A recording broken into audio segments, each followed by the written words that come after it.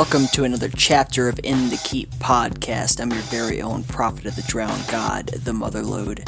This show is all about the world of arena first-person shooters, classic FPS games, their legacies, their lineage, and the people who keep that world turning. These are the players, the developers, the streamers, the influencers. It is the will of the drowned god Cathala that our communities band together in her cathedral to frag and give one another into oblivion for all eternity.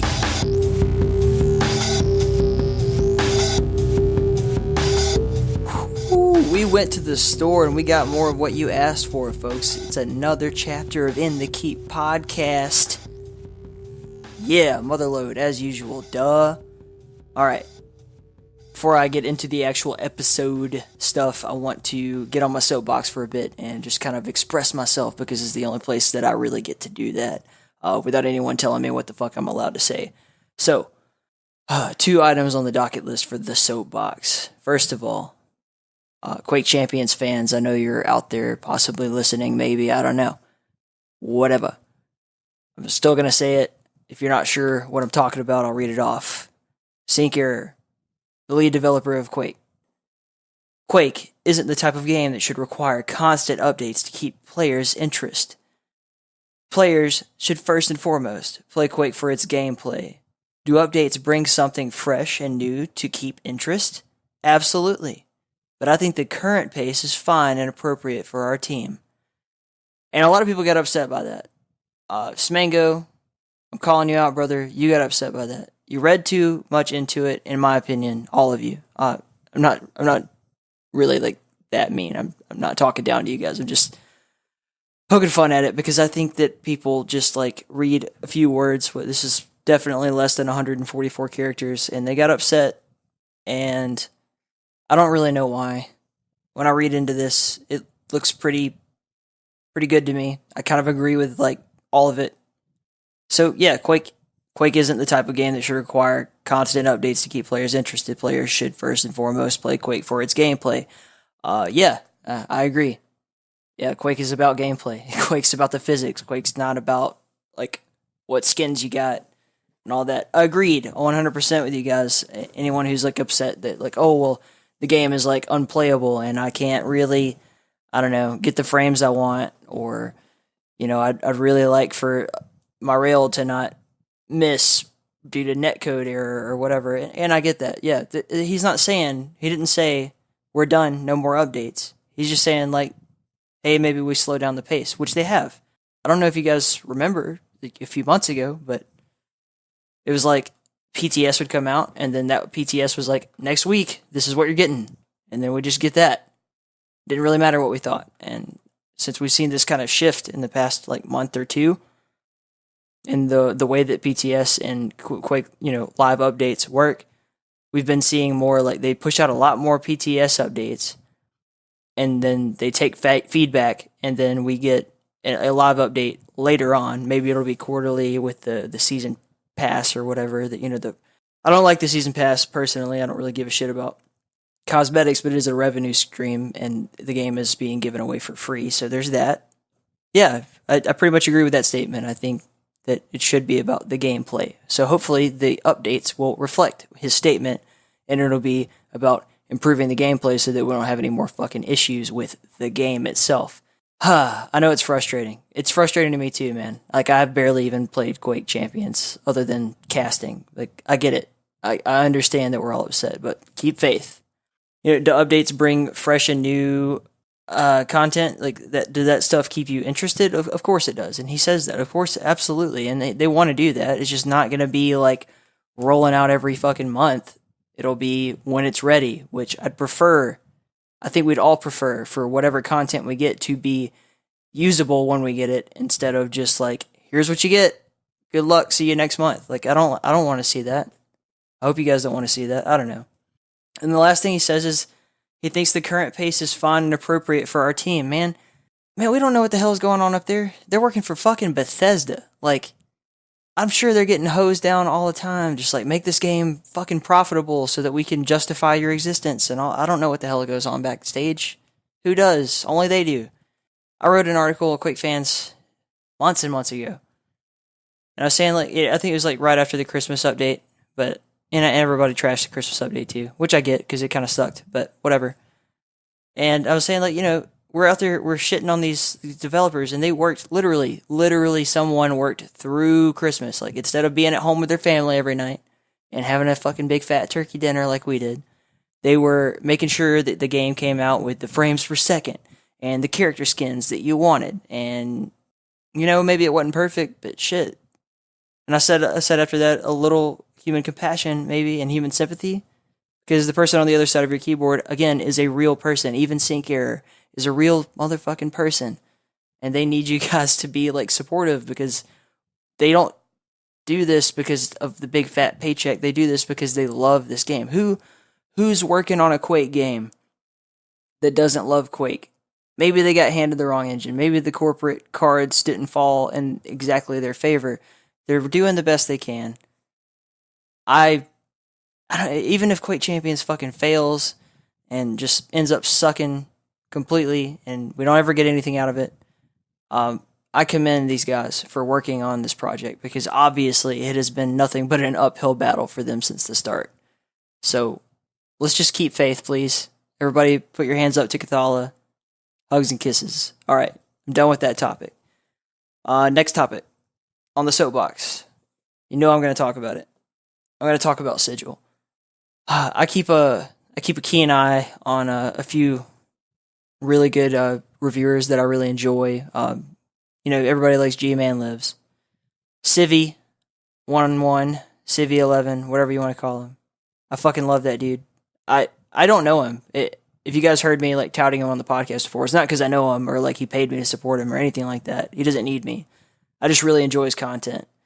But Civvy probably had I think the most fair take on it. Also, I love Icarus. Mr. Icarus had a lot to say about it too. And the consensus was like all across the board. Like, G-Man says it sucks. Icarus says like, it's frustrating.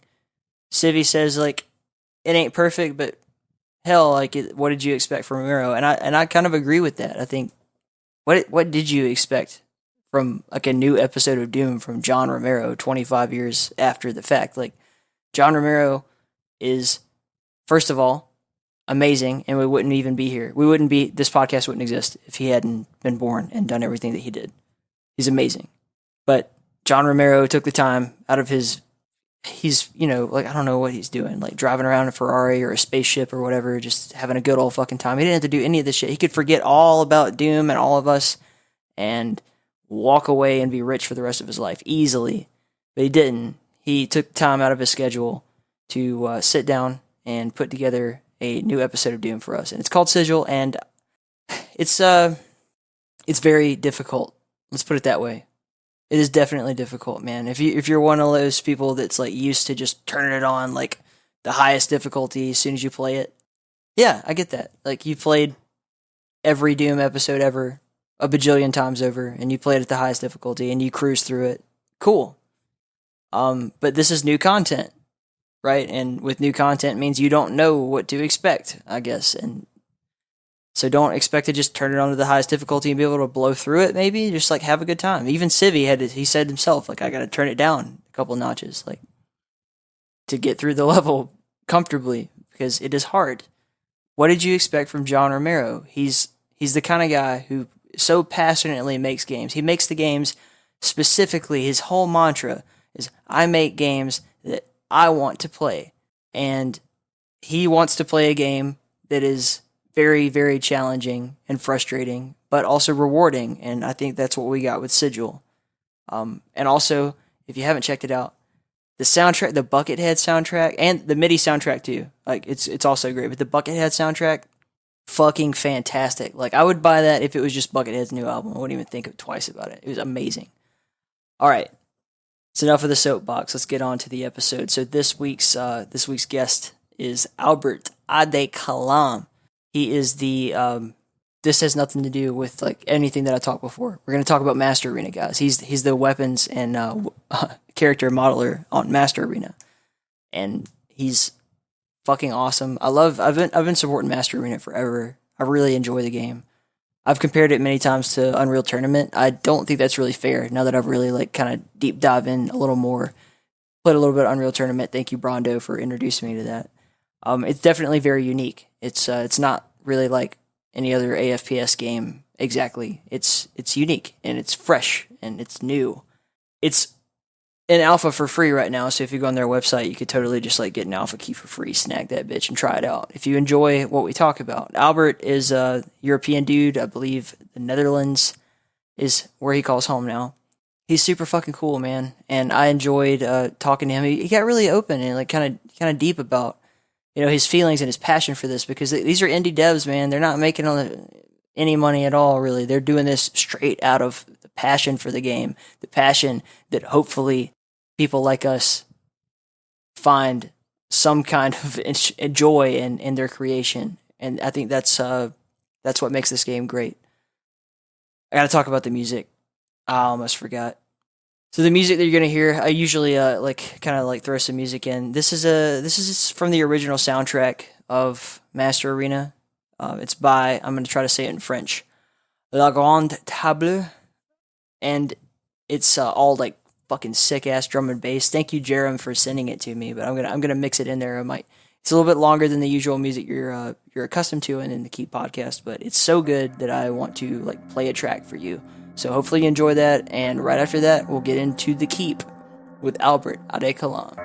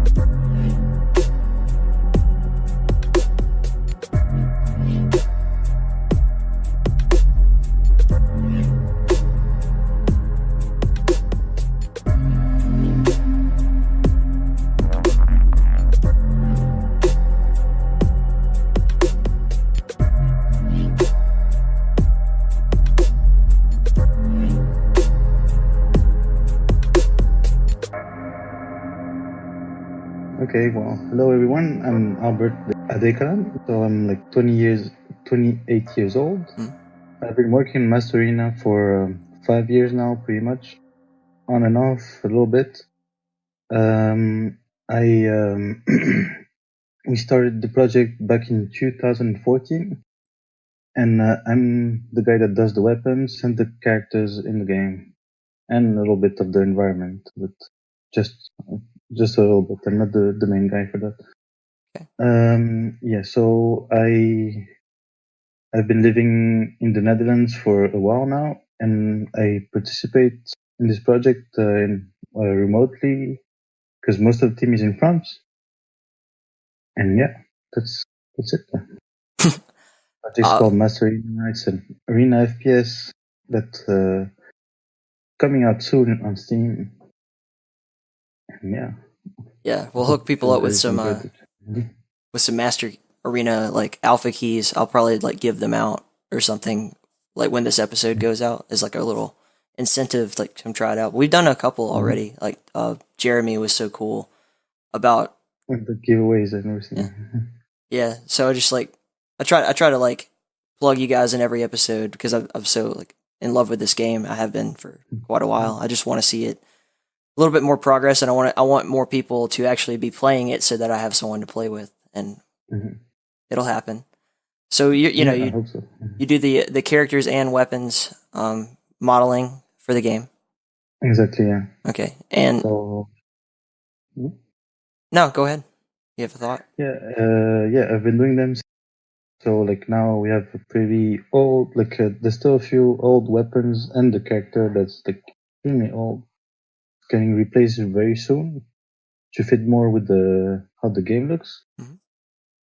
Because at the beginning we didn't have really any art direction, and we went mostly in more like cartoonish way, but now we're more in a realistic perspective to The game see. is Well, already yeah, beautiful. Like that's yeah. yeah.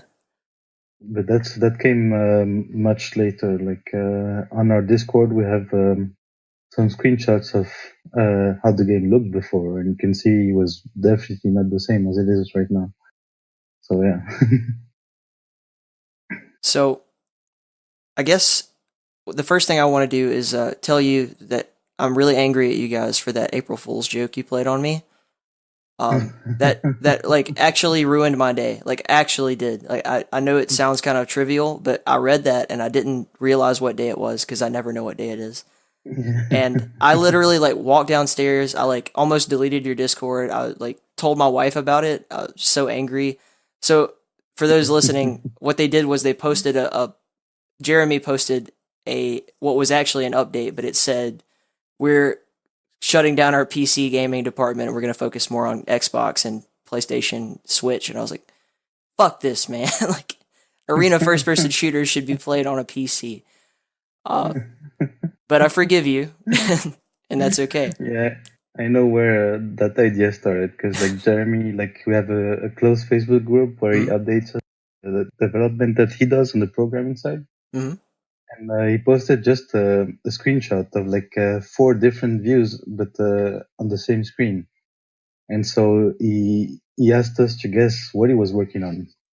And like what I guess was like, oh, this is gonna be like split screen multiplayer with controllers on Master Arena.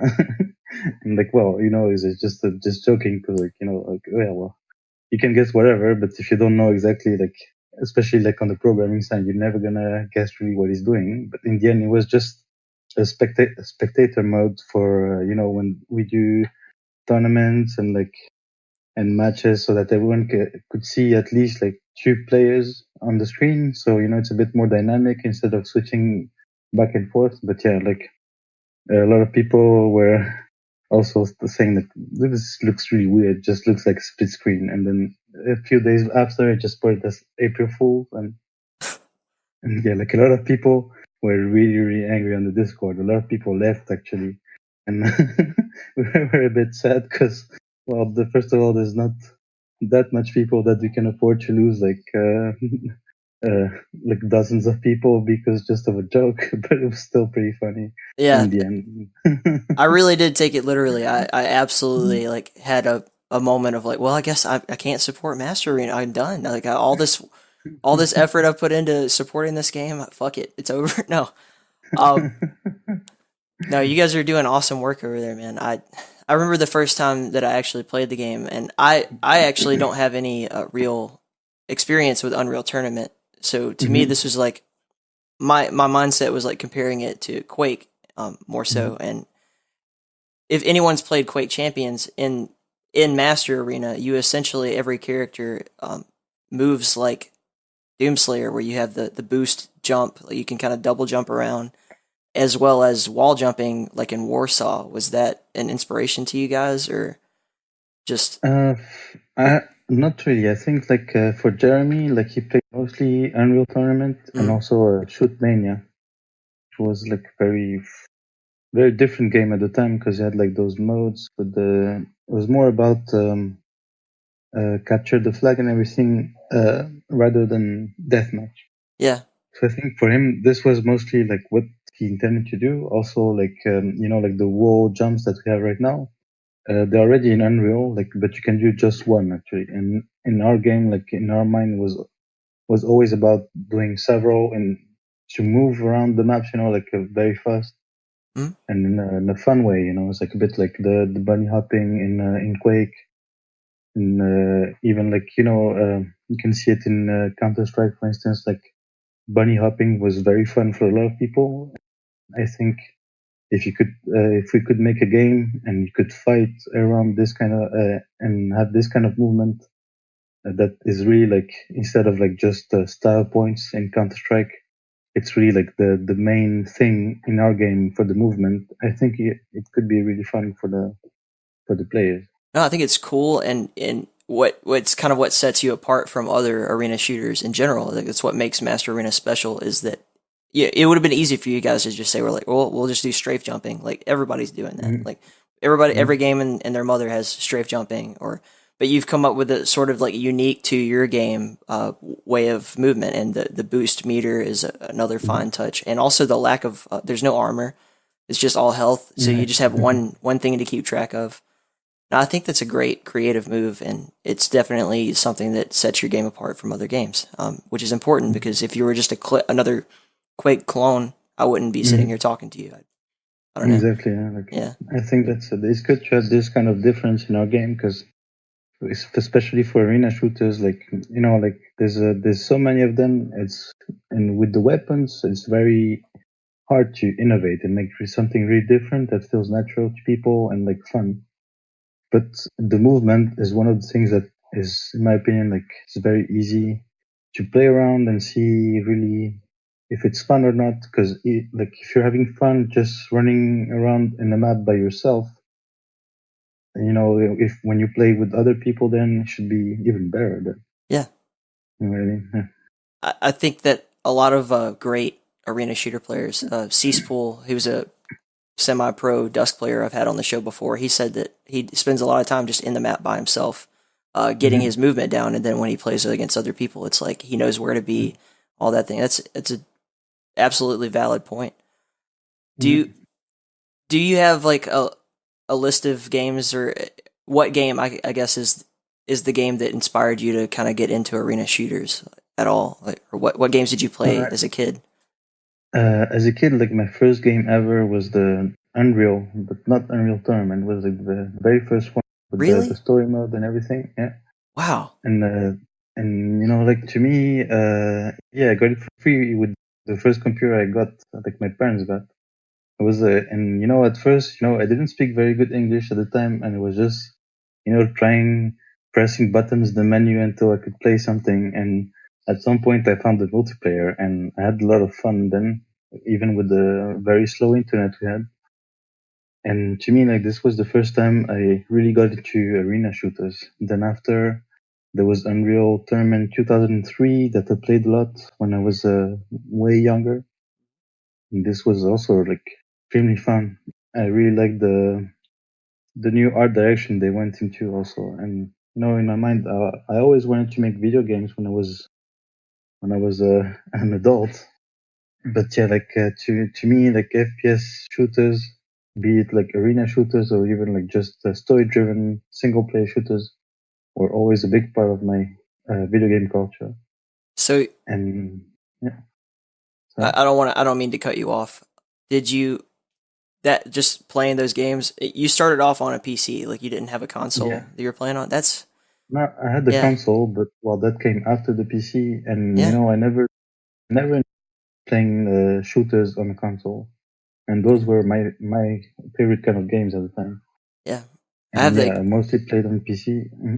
opposite story. Like I didn't even really know about computers until probably 2 3 years ago. Mm-hmm. Gaming on a PC was like something that really nerdy people did that I didn't talk to because they scared me. Like, no, no, that's really cool, man. And then you went into software as a result of being inspired by those games. Did you play around with software as a kid, or like programming or anything, or just Yeah, I started programming pretty soon, but just by myself because, well, like I said, when I was younger, I didn't speak good English, Mhm. so I didn't have a lot of resources to learn. So I was mostly playing around, especially like I so started doing 3D very young, but same, like I only spoke French and Spanish when I was younger, and there were absolutely no resources the way there is today with all the YouTube videos and tutorials, or just like for the programming, there's like 1,000 websites that can help you get to what you're looking for, and even like Unreal itself, like when we started doing the game, the Master Arena game, we started it on there was no Unreal Engine 4, so we were doing it on the Unreal Engine 3. And the documentation and just the community around it was like so poor that there was no way to really ask anyone for help, or just like Google some stuff how to do it.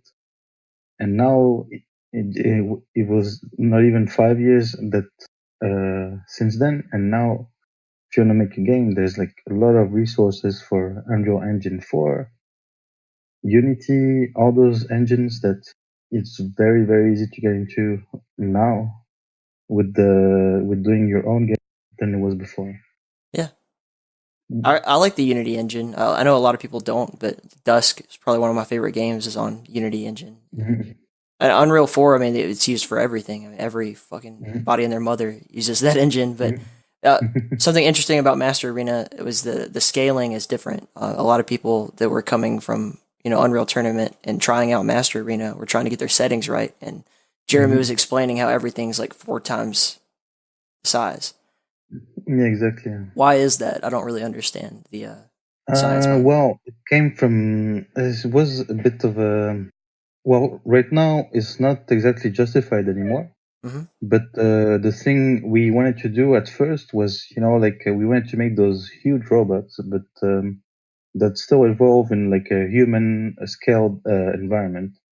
So I don't know if you played like Haducant or Mech Warrior or those games, that Nope. you like those big robots that you're like in the city and you see like the cars are like very small I'm compared to thinking you. of Godzilla, King of Mm, Monsters. Like, yeah. yeah, Yeah, well, it's not that big, but still be yeah. much bigger than a human, like a normal size human, and that's also like to give more of a speed and like power, and like really like to make you feel a bit more badass. But since then we changed that direction. Now, like in most maps, you can see that the environment looks pretty normal size, but it came at first. It came from that, yeah. But now it's not like that anymore. But yeah, it started from this idea initially. So, and then you went to college, essentially, or school for graphic design or for gaming Mm, modeling, 3D modeling. well, not exactly. Like Okay. I just after high school, I started engineering, and I really didn't like that because it was a bit too theoretical for me. I went into programming just after, and it was more like industry focused. It's like more like how to program machines and this kind of stuff. And after that, I went to like art school pretty much, and where it was interactive animation degree. Mm-hmm. So it's more about like being a bit of a generalist in the gaming industry. Like you learn how to model, how to animate, how to program, how to do the lightings for the maps and environments and everything. So I went to that school, and once I finished, I started looking into projects like Master Arena or getting to a studio. Mm-hmm. Mm. I think that's awesome. You're really just went full in straight for your dream, and it took going into engineering to realize you didn't like it. So I understand that. Yeah. I've been through multiple career paths myself till I settled on Yeah. my current one. But yeah, you gotta have. I think that the way you're speaking, the lack of creativity in the engineering world didn't inspire you, and you're doing something now that does, and that's good. Mhm. Yeah, you should be proud of Well, I, yourself. I reckon there is some part of creativity in engineering. You will never see that when you're studying. You know what I Right? mean? Like you're not Yeah. gonna you're not gonna help on any projects really. You're just gonna start studying like math, physics, and mechanics, and and it's just about to read about the theory first before you get to really put your hands in it and start working actually. But this is what I missed when I was in it. So do you do you think that having that basic, math and physics background helps you in modeling now? Well, it does help a lot because I've always been interested, for instance, machines, Hmm. and like even just guns and like cars, planes, and everything. So you learn a lot about how things work. And I'm not saying that Master Arena is like scientifically plausible, like the robots there. I'm pretty sure that there's a lot of mistakes in the mechanical parts and everything, but it's also about making it look cool and Yeah, about like like physics also helps a lot because especially when you do materials in 3D, the way the materials react with the light, you have to, if you want to do it properly, you have to take into consideration like how the reflectance and everything works. So yeah, I think like having a scientific background helps a lot when doing this kind of job. yeah. But it's definitely not necessary because a lot of people don't, and yeah. I think that even if you don't actually apply math and science in your job, right? Um, Mhm. Having an understanding of the logic that goes into it, or just for me, like I just finished a calculus class. I feel like when I finish doing my math for that day, my brain works differently. Like it stimulates a different part of the brain. Mhm. Um, so if you're really good at math, you should be good at just determining logical paths for you to go. It may Mhm. make you a better gamer or just a more thoughtful person in general. With arena shooters, it's like a really fast chess match that also involves Mhm. aim and all these other things. Um, having that part of your brain stimulated could only help you in the No, creative definitely. process when you're Mhm. determining like how your robot is going to move. I'm doing the robot for the people who can't see.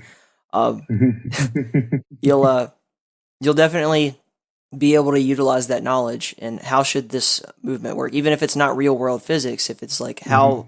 how much should I arc over, in my double jump, or how should the rocket trajectory, go arc Mhm. up and down, or How to bunch your grenades just yeah, right and this kind yeah. of stuff. Yeah, Mhm. and in programming, it's even worse. It's like, how big should the character models be? We already talked about that. Or Yeah. how should the sensitivity affect how much you move? The X Y axis. It's all Mhm. it's all math, really. Mhm. And then 3-dimensional movement is even worse than Yeah. 2D movement. Yeah.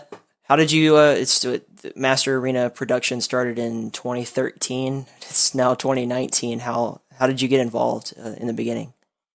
Well, one of my very good friends that I had from my studies in Paris, he's the one that makes the music. It's called Tom, and he I has his love the own music, company by the now. way. Yeah. Yeah, the music is really, really good, and we've always been good friends because we have a kind of the same music interests, like drum and bass, and like bass music in general.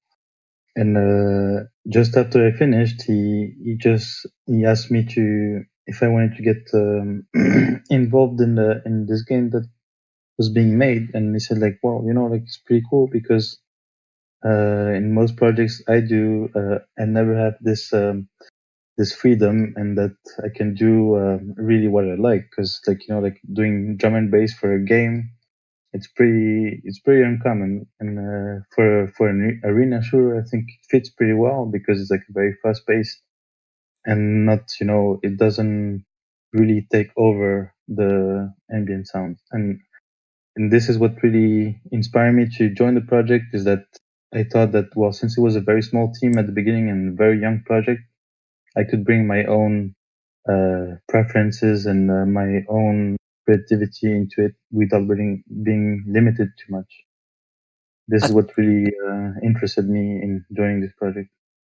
Yeah, I think that the decision to use drum and bass. I actually a few months ago I saw you in the Discord server, and Yeah, someone called it techno, and you're like, it's drum and bass. I'll ban you. I was someone like, called it EDM, and yeah, I was yeah, like, yeah, and I wasn't angry. yeah. Let's call it properly, especially like if you think it's EDM and you think, oh shit, I like this, and then you go and Google EDM, you're not gonna find the same stuff, and it's gonna be pretty disappointing in my opinion. So it's good that people know what it actually is. Yeah. If they enjoy it, then they can Search for more look like for it. more. Yeah. And yeah. Um, it's actually, in my mind, a very brave prospect to be the musician to make the music for an arena first person shooter, in Mhm. particular because most of the competitive people turn music off when they play, Mhm. right? So Yeah, they definitely. may never hear it. It's interesting. but in a way, I think it's also a bit easier to do the music because, first of all, you have all this freedom that you can make the music in your own way. But as you said, some people will turn it off. But it's the same for me. I do the weapons, and there's people on the Discord asking for an option to hide the weapons. Yeah. And it's a bit of the same, you can put your a lot of energy into something, and even if it's even if you really do it with all your heart or your soul, there's some people are gonna say, doesn't give me that edge, for the competition. I personally I can understand that, but I don't think it's really too bad. For the music, I understand because some people want to listen to their own music or not have any music at all, so they can focus on the sounds of other footsteps and where the shots are coming from. But yeah, visually, I think some people can also be distracted by the weapons, but I think I don't think it's that bad. I think it's great. I love the way the game looks, and the music really sets the vibe. The music is what sets the setting, gets you in the mood, all that stuff. And the music is excellent, especially just the intro music, the little guitar, and all that. It sounds great. And what you said before, and I think that's actually a valid point, is that drum and bass as a genre lends itself to kind of blending into the background. It's not distracting. You can listen to drum and bass while you're doing homework or when you're running, and it doesn't get your brain working on something else. It's just a beat and a rhythm. Yeah. That's excellent, man. And so you got involved through your friend Thumb, and Jeremy was already heading up the project. Like this was his baby at that point. Yes. So what was it like working with him? Go ahead. No, you talk. At first it was not that easy because he had this, and it's not a bad thing, but he can be a bit stubborn. And for instance, at the very beginning of the project, he didn't want. He just wanted one weapon was the Instagib, Instagib rifle, and just one mode, and maybe some team deathmatch and capture the flag. So for me, I love making weapons in 3D for the games, and for me it was quite hard to hear, there's going to be only one weapon. So I pushed for a while to get more, and this is why now we have the normal weapons mode. But I think it also opens the game to more people, because not everyone likes Instagib. I've never liked it. I enjoy it, but it's not my favorite game mode.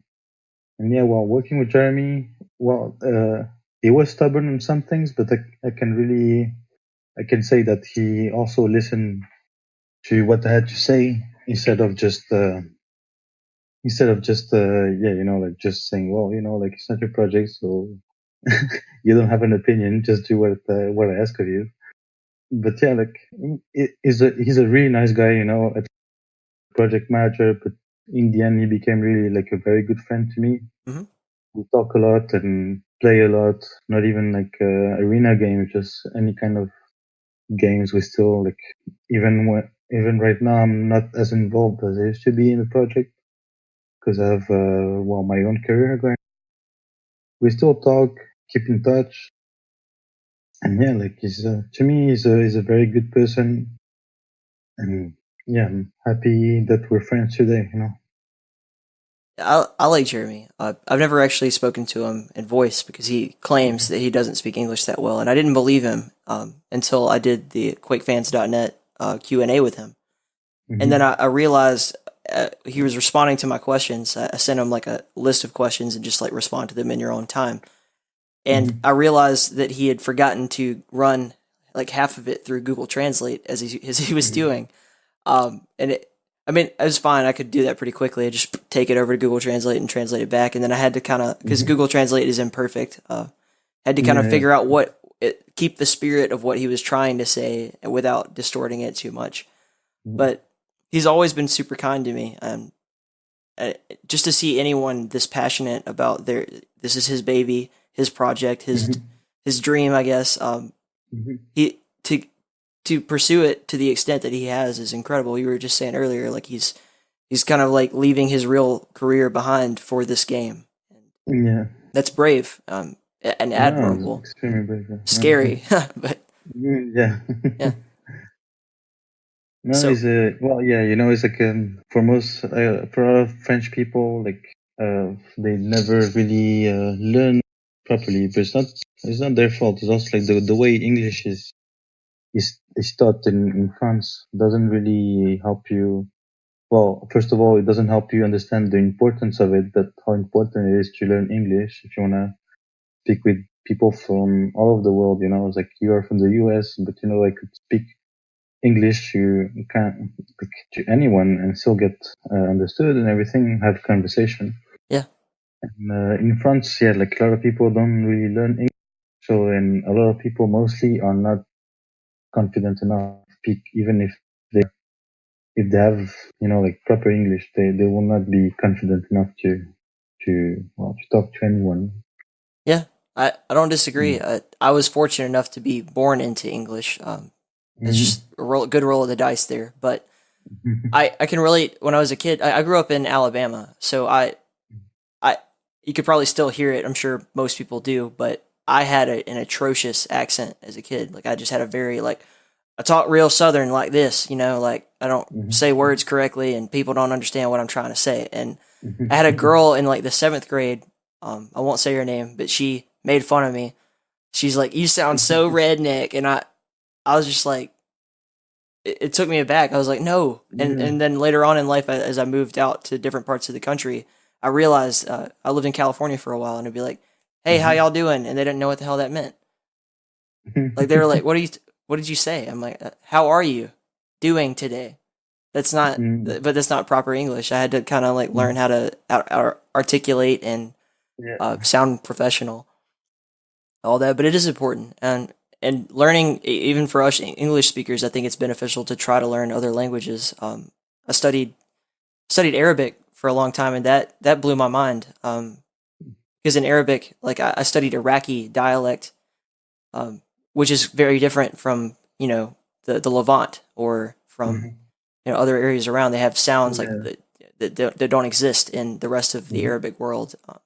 Or even Egyptians like, with the zzz sound instead of a th sound. Yeah, it's all confusing, but I think it's beneficial to communicate with anyone that you can, however you can, and to show someone that you're willing to like speak their language goes a long way. Because Americans just walk around like if I went to Japan and just didn't speak any Japanese and try to talk English to me, I wouldn't blame anyone for just like ignoring me. Like this guy's an asshole, you know? Yeah. Or in France, like stupid American. Like, I don't want that. I don't want to give that vibe to people. Well, it's getting better. Like, now I was very surprised because, like, half the time I'm living in Luxembourg, Mm-hmm. see that there, like, everyone spoke, like, perfect English. And, yeah, like, a few years back, it was only, like, well, Luxembourgish, French, or German. And, like, not that many people spoke English. And now, like, the younger people, everyone speaks, like, completely, like, perfect English, like, no accent whatsoever. And it's really good to see because it's like people are a bit more open to the world, and they realize it's not only about where you live, but like if you wanna make a career, I don't know, just travel, it's very useful to be able to speak more languages than the one you were born with. Yeah, absolutely. So I guess moving on now, we've already talked about movement and like the decisions to have jumping and wall jumping as opposed to strafe jumping and all that. So I'll skip past that part of my notes. With the weapons, you mentioned how Jeremy originally intended for this to be like an insta-gib game, which would be unique. I know that there is like what rat insta-gib or whatever it's called. There's some game with like you run around as little mice and it's only insta-gib and that's it. I can't remember the name of it. That would be interesting, and I know that he had some kind of grandiose plans for like CTF insta-gib and all that. That's cool, but since then you have designed a plethora of awesome weapons that I enjoy all of them. The sniper rifle is by far, in my opinion, the cleanest weapon in Master Arena. In fact, I would say Master Arena Instagib is the best Instagib I've ever played, and I'm not a big Instagib guy, but just there's something so satisfying about that sniper rifle that you made, man. Just like aiming that scope down and popping somebody. It's like it's so much better than the railgun in Quake Champions. Holy shit, it's awesome. Uh, but what else? What other weapons are you proud of that you've designed? I think one of the things that I'm proud of is like that. I don't know if you played Borderlands, but for instance, in Borderlands, there's all those and this is the way I wanted to go a little bit, in the way that, like for instance, there's ballistic weapons, energy weapons, explosive weapons, and for instance, I wanted like all the ballistic weapons to be based on like kind of have the same style, like the shotgun and the sniper rifle, and I really like the shotgun and the sniper because they are kind of based in like weapons that already exist today, but in a bit more like sci-fi improved way. I really like the ballistic weapons in Master Arena, especially the shotgun. I really enjoy doing it, and even like the sniper, the animations were pretty fun also because we had another sniper model before, but you didn't really feel like this impact, this the power of this bullet that you're firing at someone else, and this one I really wanted for people to see it, and I had like this big weapon recoiling, and like I think it's like it's pretty fun. I really enjoy those weapons. All the weapons in Master Arena are actually 3D modeled. They're not sprites or anything. It's hard to tell these days. People are so good, with their art. Yeah, they look beautiful. 3D, Well, thank you. Yeah. In regards to the weapons, but right before we did this interview, I got you to sit down and just play a match with me, and you destroyed me 17-0, as you should. If you weren't better than me as a developer on the game, then I wouldn't know what to do with you. I'd be like, this guy, I don't know if I can trust him. But but the shotgun was like kind of your main weapon. You were just blowing me away with that thing. In arena shooters, or in shooters in general, the shotgun is always such a big deal. A lot of reviewers are always going to talk about shotgun. Civi11, one of my favorite YouTubers, always goes straight to the shotgun in a game, and because it is a weapon that most people have some concept of in real life, it needs to feel right, and the sound design needs to feel right, the reload needs to feel right, and it does in Master Arena. I think you guys have captured that very well, and the plasma gun too. Like I coming from like Quake 3 background, like it's all super satisfying. It's 10 damage. It's not overpowered. It's just like you can pepper down a hallway, back out. I talked a bit. What are you guys calling the lightning gun? I forget. It's a flash rifle. The flash rifle. Yeah, strange name. It's with. Yeah, but it's Jamie's name. Yeah, the Electrobolt. In my mind, when I was looking at my bindings for the game before I'd really played it, I tried to set the Electrobolt to my E key, which is where I put my LG typically, and I was like, "Whoa, what is this?" Kind of blew me back. But they're both excellent weapons in their own right. I think that the tracking could be improved with the flash rifle. It's a bit different for me, but maybe I just need to learn it. That's also part of it. Which one do you mean? Is that the yellow one? Yeah. Which one? Sorry. Okay, so the like this one, there's the electrogun is the one that's like a ding gun kind of, right. With the continuous bolt kind of thing. Okay, so I think I just got confused here. The Electrobolt, right? Whatever the case, the lightning gun equivalent gun, right? The one that's like that weapon to me. I feel like I can't track super well in the game. And how much damage does it do currently? I think it does like maybe 7, 8. Okay. I don't know, because there's been a patch a few days ago which was supposed to balance some weapons. I don't know if this one was touched or not. Yeah, I think like this one is very hard to balance, because the idea behind it is that the more you manage to keep on your gun on someone, the more damage you will do. So it's very easy to know. It's very hard, to know at how much damage it starts and at how much damage it ends when you are like at the max charge. Interesting. I didn't even know that was an aspect of the game. I'll have to look into it a bit more. Jeremy mentioned that he was going for like a global design with the weapons. Like he didn't want any one weapon to be overpowered or to he didn't want anybody to just be able to walk through the game with a single weapon and be able to like win. It's all about situational awareness and having the right choice at the right time. And that's brave because that's a huge problem. Balancing in a game is extremely difficult, as you said. It's something we see every single freaking day in Quake when they release these updates, and it's like, okay, so they knock the LG's knockback is different and it does less damage, or like they change the speed on the rockets, and that can really mess up your game. Yeah. The rockets are pretty awesome in Master Arena. The reload time feels a bit slow. I don't know if that is intentional or whatever, but it's like I'm used to just firing off rockets like nobody's business. Playing Dusk, it's super fast, rivets. But again, like the game is unique, and that's what's important. Is you have something to sell to people that's not just another copy of Unreal Tournament or whatever it happens to be. And you guys also have the spreadsheet that just kind of keeps people notified on exactly what each difference is for each weapon. I thought that was a nice touch, because that's so difficult in most other games. You don't get that kind of a thing. Like even in the patch notes, you just get like here's what we changed. Like, well, what was it before? We don't know.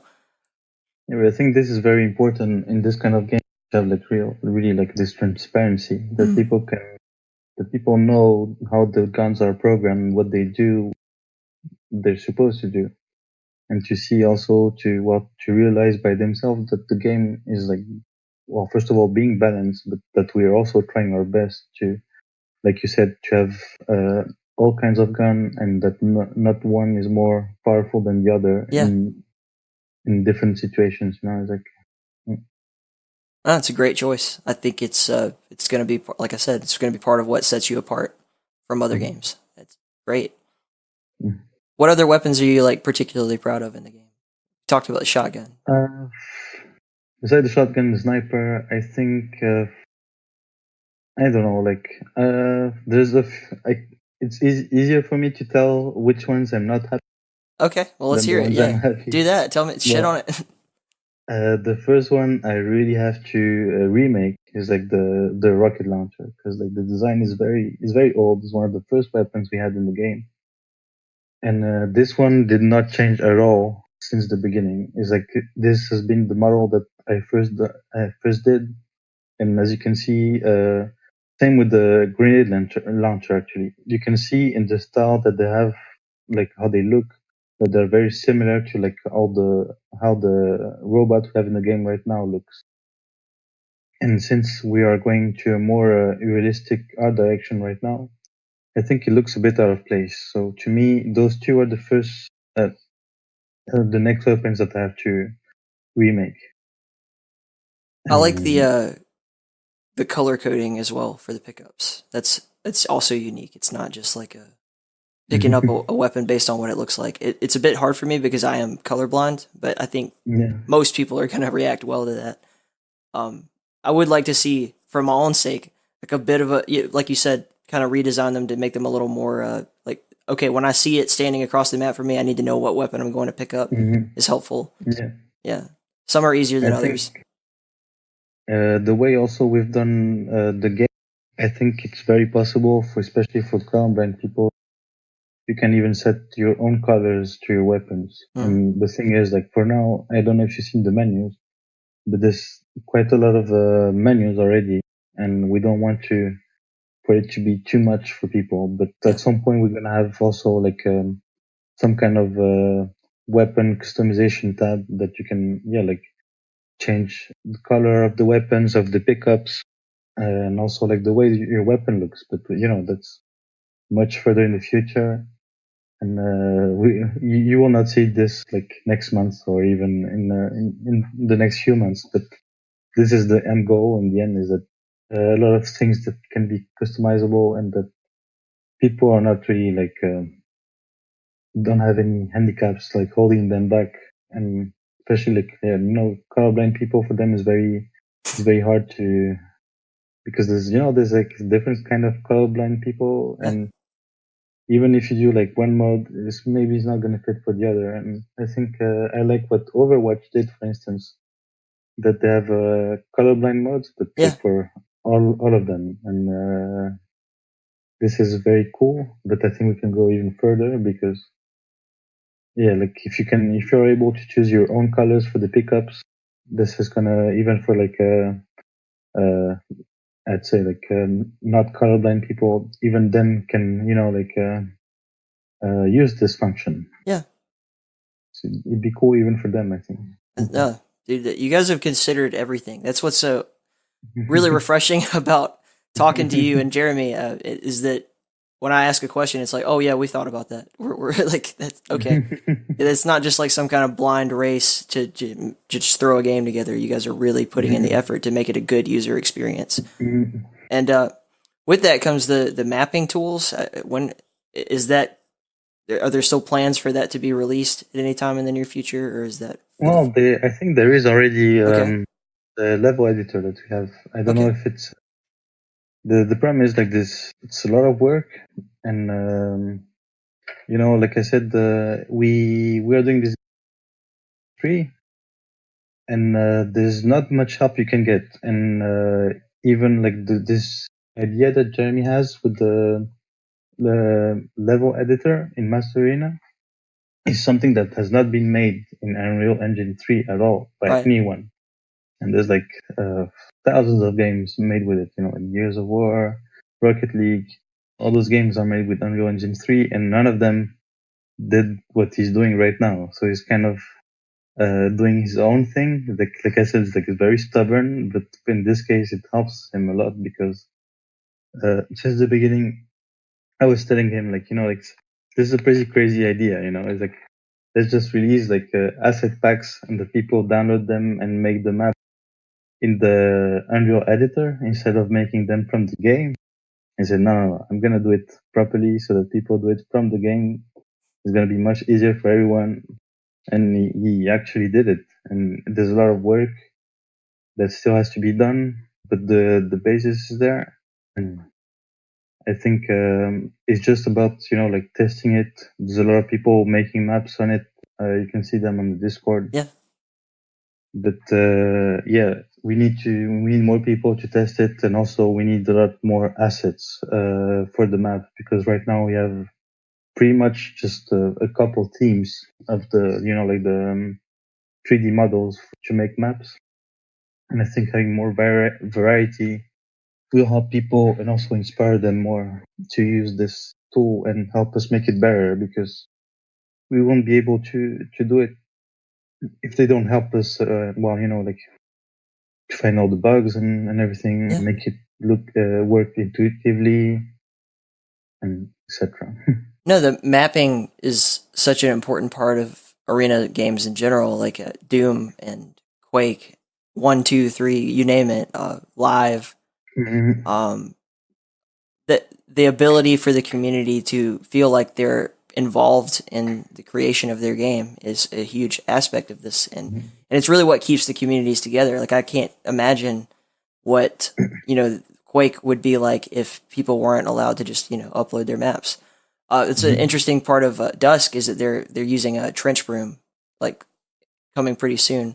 People will be able to just take any map they've ever used in trench broom and put it in that game, tweak it around a bit, and then we might be playing DM6 or something like that in Dusk, and I would like to see Master Arena follow suit with that. It's awesome, man. Or even just like really cool, unique maps. Like currently the map palette is pretty decent, but I mean Spacedock is probably the most complete one. Spacedock, yeah. But yeah, if you let the community just open it up for the community to like make their own maps and upload them, you could end up with like a really awesome competitive map that, or like CTF maps, like symmetrical maps, like anything. It's it takes the load off your back. Really, you guys don't have to do that. Someone else is doing it for you for free. Yeah, I think to come back with your point about involving the community. One of the ideas we had with Jeremy is that we really like what people do with the level editor. So we realized that there's like a lot of limitations. For instance, the lighting is never going to be as good as a map made in the Unreal editor, and this is why we wanted to. Well, once we get the time to do it, is to have like some sort of contest, every like 2-3 months, and like the best map that is made with the editor. If there's enough people doing them, that we take this map and we do it like the dev team themselves will remake this map and make it look as good as possible, like with like a new environment, this kind of thing. And I think this could be good because I have like a very fond memory of when I used to be in the Half-Life 2 modding community. That some people like made those contests that you made just one map for like Counter-Strike or something, and the one that won will get help to make it like look really good with custom models and yeah, just having know that your map was remade and have all the like recognition, and I think it was pretty cool. Like I really like that when I was in that position, at least, like competing to make like the best map possible and everything. Yeah, a lot of people. I mean, That's people get hired, right? Like just based on like yeah. their ability to make that. Like it happened in Doom. Like I think several people got hired to go work at id just based on maps they submitted. Mm-hmm. Wads that they'd created. Like yeah, it's such a great Mm-hmm. avenue for people to like I have no experience whatsoever in game design, and but if I had that opportunity to like just I made a really cool map and people liked it, like that makes us feel good and it makes us want to support that game even more. Like it's great. Yeah. Yep. So uh full disclosure, you guys are kind of working with like zero budget. This is all a passion project from everyone involved. Yeah. Yeah. Probably have a negative budget actually since since we started. Yeah. What's that like? Like really just pursuing that passion with no reason to do it other than you love it. That must feel uh two-edged sword to say like you. Yeah, exactly. Yeah. It's like it's very rewarding. That's the first aspect of it, but also the second aspect that we didn't really realize is that when we started the project, like a lot of people didn't really have a lot going on in their lives. We're relatively young Mm. and like getting out of school and this kind of stuff. So we weren't really busy, but now like the game takes a long time to make, of course. But since then, a lot of people have their own career, and it's very hard to find some time to work as much as the game actually needs it. So this is why now like the dev cycle is like a bit slowed down. And for instance, we didn't really get any new maps or new environments or even new weapons in the last few months. But yeah, like we're still trying to find some time to work on it. Like nobody actually left the team. It's just that we don't really have as much time as we used to. And for a lot of people, it can send the wrong message because they think, oh, like they just stopped working on it. Like they're not motivated anymore. They didn't really ever have the passion or anything. But it's not that. It's just yeah, like it's life pretty much. Yeah, it's This fun. guy has a new girlfriend. Like they're getting married. This guy got a new job, so like he's doing the same thing also. Like then when he gets home, he doesn't want to do more of it. Yeah, it is So hard yeah, to if your passion project or your thing that you're doing on the side is the same that you do at work, like it's even worse, Mhm. I think. Yeah, yeah. This is exactly it. Like for a lot of us, like that's exactly the problem. Is there like a roadmap of like any timeline at all as to like by this date we'll be going to beta or release time, There anything? is one, but the thing is, like yeah, like you said, we have zero budget. So if in a way, it's good because that the people that are in the project is because they're passionate about it. Mm. But in another aspect of it is that, for instance, if you pay someone to do a job, then you have this kind of not control, but like you have you expect results. Yeah. But if it's a passion project, you cannot really be mad about, oh, you didn't do that. This is not ready on time. And yeah, like since it's not our full time job, we have a roadmap, of course, but it's hard to stick to it Mm. because we cannot. we cannot really say, like we know for sure this or this feature is going to be ready by this time, because we just don't know. But we try our best to still do it, and at most, like at worst, it will be late, but it's never really like abandoned. You know what I mean?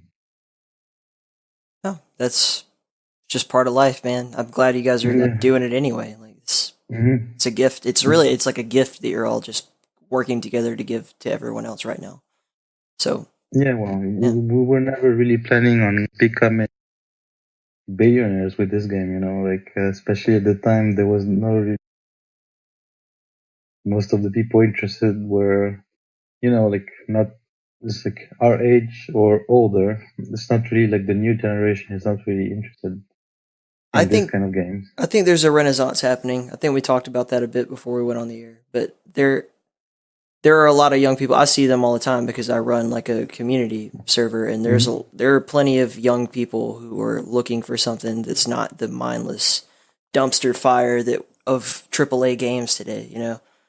There's something Yeah. about the genre of the classic FPSs, the build engine games, the Dooms, the Unreals, the Quakes. Like there's something about those games. It's not like all about having the best graphics or like these crazy menus where you scroll for different abilities and all that kind of shit. It's just like it's straightforward. It's a mind game. It has it stimulates your brain.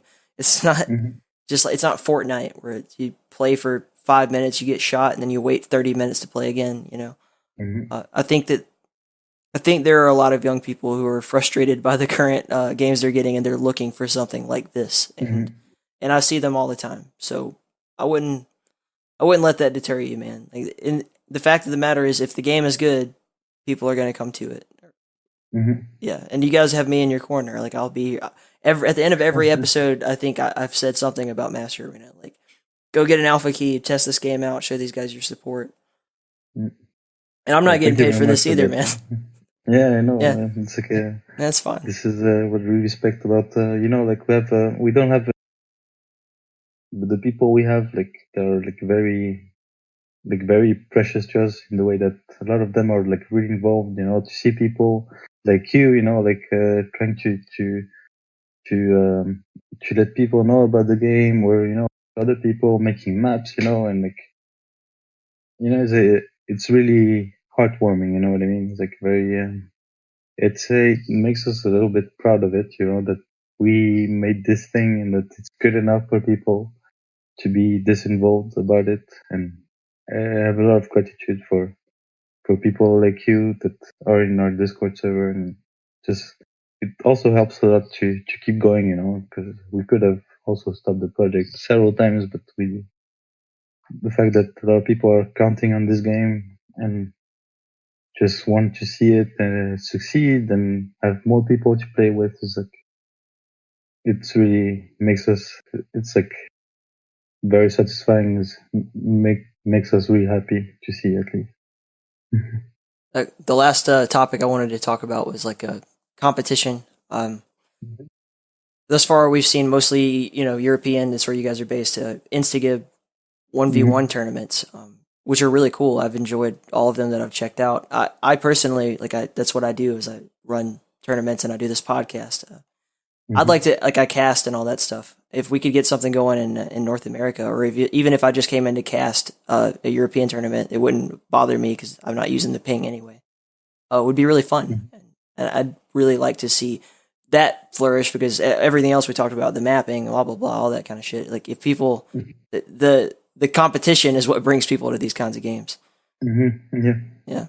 So, what are the? I know there's a few different modes Jeremy mentioned to me. He wanted to have like the slow mo 5v5 CTF. I think that'd be fun. Or it's like 5v5 CTF, and then he has like flashbang, portals, shields. Like he wants to implement that kind of stuff, or smoke bombs. Okay, and then we have Team Arena duel. Race maps, that's a big one that I really was interested in seeing because especially with the uniqueness of the movement in this game. Like seeing the racing would be really fun. And then Arena Royale, that kind of seems funny.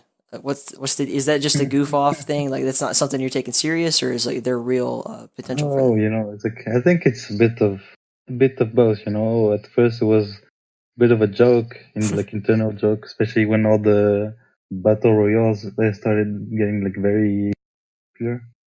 But I think I think it could be really fun, and it's exactly like you said. Also with the race maps, I think it's good also to provide those modes that are like you can just get into it, like do a few games, spend like 5-10 minutes, and then especially like the race maps, I think it's good because then you train your movement, you train to be better, but you're also competing even then. And you can see it, for instance, in games like Counter-Strike or Quake, that you have those maps like the surf maps, the bunny hop maps. Like people really enjoy those, and I think it's quite relaxing in a way. But also you also get better when you do it, and this is what's important. And like the Arena Royale, I think it's just like fun mode. I think, and it's not really. I don't think it's gonna be like really like any competition. It's more like about getting into like a huge fight with a lot of people and having fun. It's not something serious in a way that I don't imagine there's gonna be like teams like specialize in this. But I think for normal players, it's just a fun thing to do sometimes. What about like a clan arena? I don't know if that was mentioned, but it'd be interesting because the big selling point of clan arena, other than just the crazy movement, is that you don't have to worry about self-damaging yourself. You start off with all weapons and everything. And then rocket jumping in Quake is a huge thing. But for you guys, you have the unique jumping aspect of the game. So you don't even it would already lend itself to like the movement and all that. I think that'd be really fun, just like a 2 teams elimination time kind of deal. That'd be fun too, man. I don't really have anything else for you, dude. I think you've answered all my questions, and you've been really great, like graceful and eloquent. You've been generous with your time. I don't really have anything else I want to dig out of you. Do you have anything? Go ahead. Well, just first of all, I'd like to thank you for having me in your podcast. That's really good. I also want to thank you for all you do, like keeping the Discord server alive, and even like for all the others listening to it that played Mastery now or planning to play. Well, if you want to just give it a try, send us a message on Discord. Jeremy will be very happy to provide a key. There's also like a form on the website that you can fill, and you also get a key. And it's not about your data or anything. It's just like how much people play it and if people are involved and everything. And you can try the game for free now. Like there's absolutely nothing. You don't have to pay anything. You can just fill the form on the website. The game will be released on Steam though. So for now, like all those keys are just like testing keys. But yeah, anyone is welcome to try the game and give us their feedback. We just want to improve it and make it the best we can for everyone.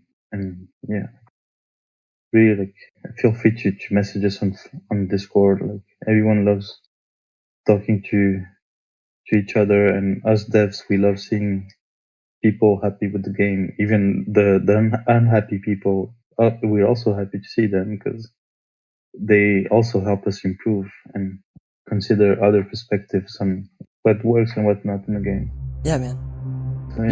You've been gracious with your time. I know it was a real pain in the ass to track you down, man, but I'm glad I did. It was great. Great talking to you. No, life happens, brother. It's cool.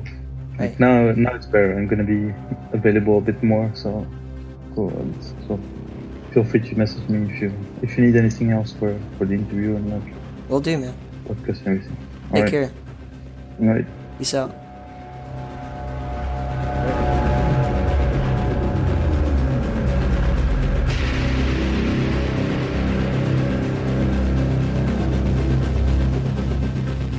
Again, the original soundtrack that you've been hearing through the course of this podcast is by La Grande Table. or in English, the Grand Table. All that sick ass drum and bass stuff. If you like electronic music, absolutely go check out their webpage, which I'll post. And also check out my boy Greylark on Twitch, Spoondrift Radio, The Drift. That guy, I've talked about him before. He's amazing and he knows all about that kind of stuff. And his stream is super fucking dope. I highly recommend it. More plugs. Let's see. I gotta pimp these Doom servers. So the Keep has got its own TSPG Doom servers up. You can join us when we play on Doom Seeker. Space has been dropping some sick wads in there. Been playing a lot of brutal Doom. Also, the Keep and USQC have teamed up.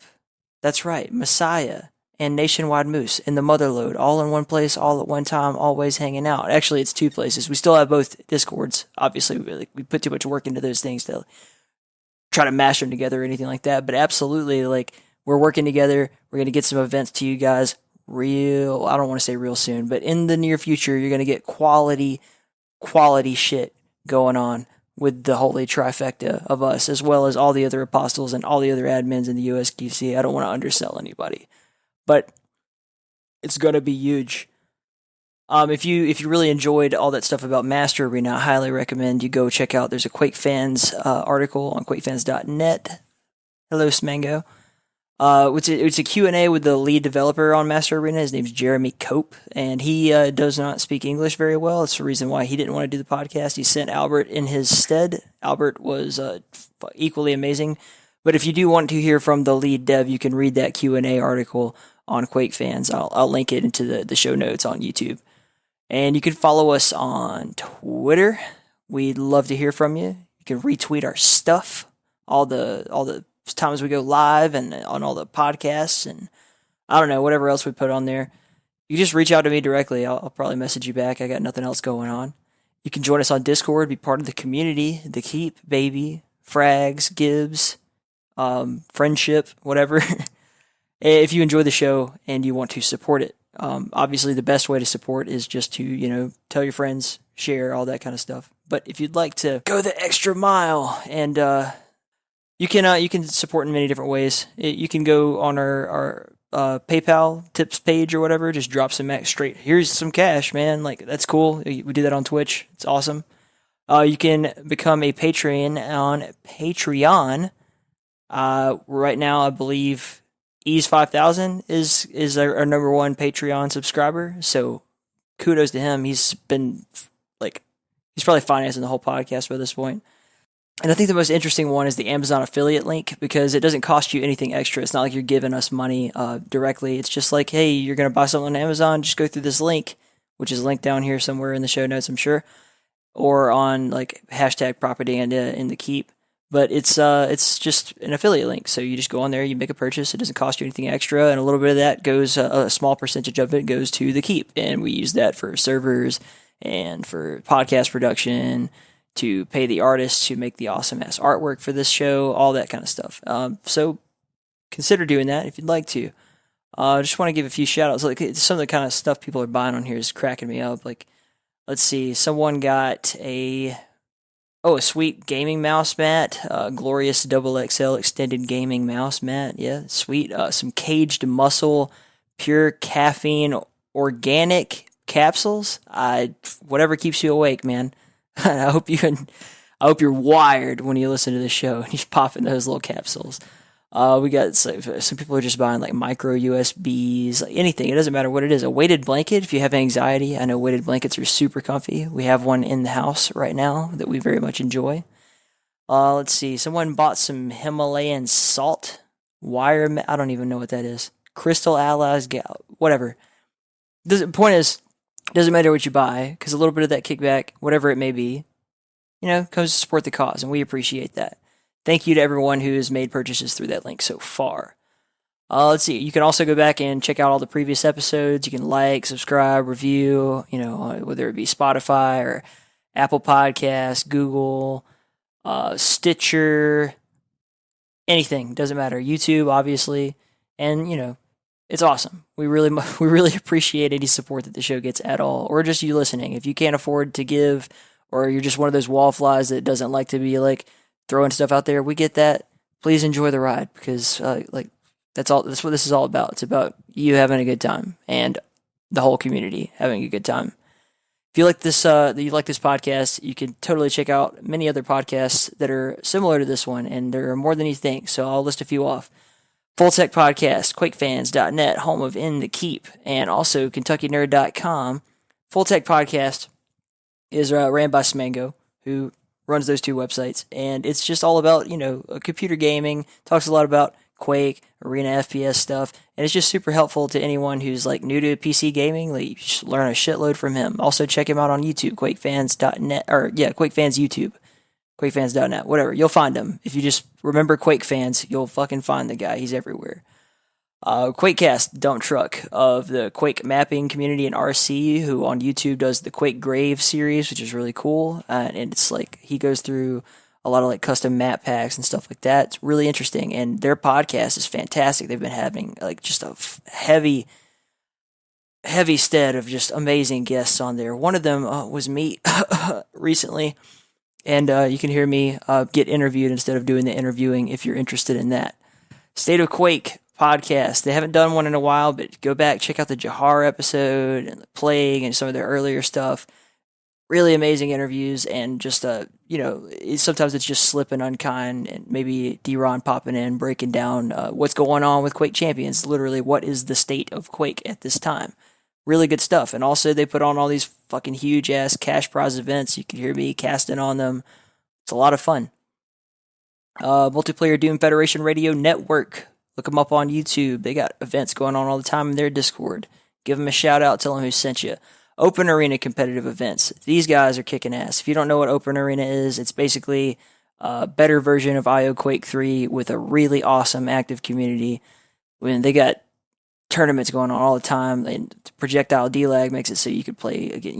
US versus Europe happens every fucking day in their game, man. Clan Arena CTF. I think they did like a Capture Strike thing, or they were trying to recently. I don't even know what that is, but it sounds cool. It's like I think it's like a kind of a sounds like Counter-Strike to me. Whatever. Hope it works out. And also, like, I've casted many of the duel events. You can go back and check those out on our YouTube. Let's see. Events coming up. Obviously, Quake World is putting on the QH LAN 2019 in Silkeborg, Denmark, August 29th through September 3rd. You will hear a lot more about that on the next episode. Cough, cough. Totally cough. Check out the next episode. And QuakeCon 2019, July 25th through the 29th. I'll be there. Violent Heart will be there. Ease 5000 will be there. X24 will be there. All the State of Quake guys. Everybody in the world of Quake who, like, A, matters, and B, can be there, will be there. Come give us a hug. We love you. And when I say we, I don't mean like me. Just everybody else. And give D-Ron a big fat hug. Let's see here. Quake Angel of Attica.